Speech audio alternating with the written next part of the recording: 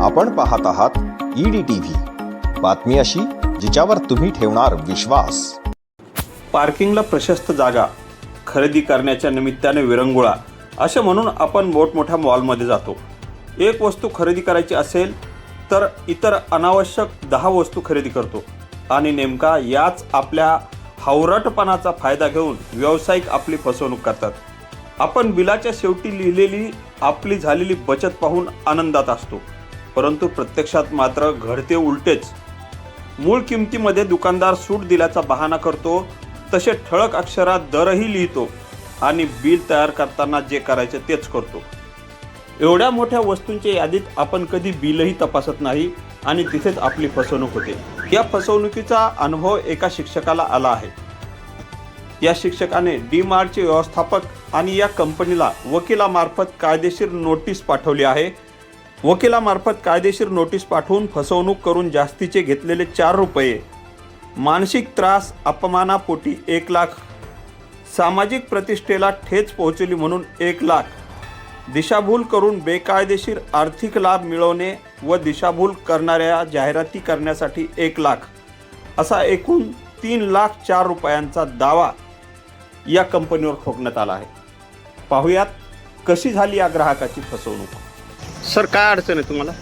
Sir नमस्कार, हे मी इथं 4 वाजेला डी-मार्टमध्ये आलो होतो।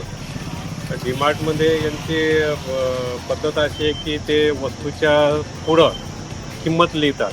ती किंमत पाहून मी काही वस्तू खरेदी केल्या। त्याच्यामध्ये मी एक मिरिंडाची बॉटल ही हिच्या पुढं 65 रुपयाची किंमत लिहिली होती, डी-मार्ट प्राईस म्हणून 65 रुपये।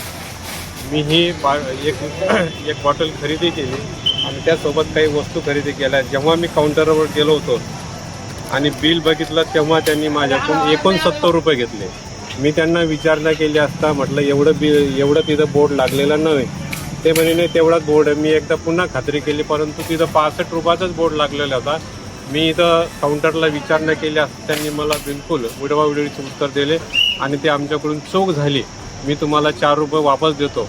परंतु मुद्दा 4 रुपयाचा नाही, इथं दररोज हजारो, कमीत कमी 5 ते 6 हजार लोक या ठिकाणी दररोज येतात आणि आज दिवसभरामध्ये मिरिंडा ही एकच बॉटल, कोल्ड्रिंकची एक मिरिंडा ही बॉटल कमीत कमी 200-300 बॉटल इथून गेल्या असतील।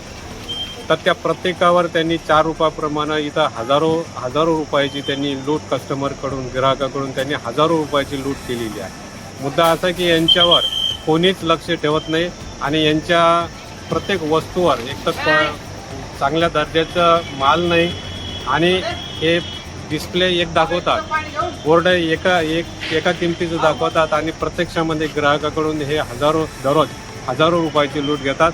मला त्यांनी रीतसराची पावती दिलेली आहे आणि त्यांनी उडवाउडीचे उत्तर दिले, माझं काही समाधान झाले नाही। मी इथून पुढं आता ग्राहक मंचाकडे जाण्याचं माझा मानस आहे आणि हे आतापर्यंत मी 2-3 वेळेस यांना या किमतीविषयी तक्रार केलेली आहे। मी याच्या अगोदरसुद्धा लेखी तक्रार केली होती, परंतु त्याच्यावर कोणत्याच प्रकारचा त्यांचा जाब मला मिळाला नाही आणि त्यांनी काय कारवाई केली अद्यापसुद्धा त्यांनी मला कळवलं नाही। मी दिलीप गुलाबराव आंबोरे, राहणार जालना। दरम्यान या संदर्भात EDTV न्यूजच्या वतीने व्यवस्थापकांना या संदर्भात काही खुलासा करायचा आहे का असे विचारले असता त्यांनी काहीही बोलण्यास नकार दिला आहे।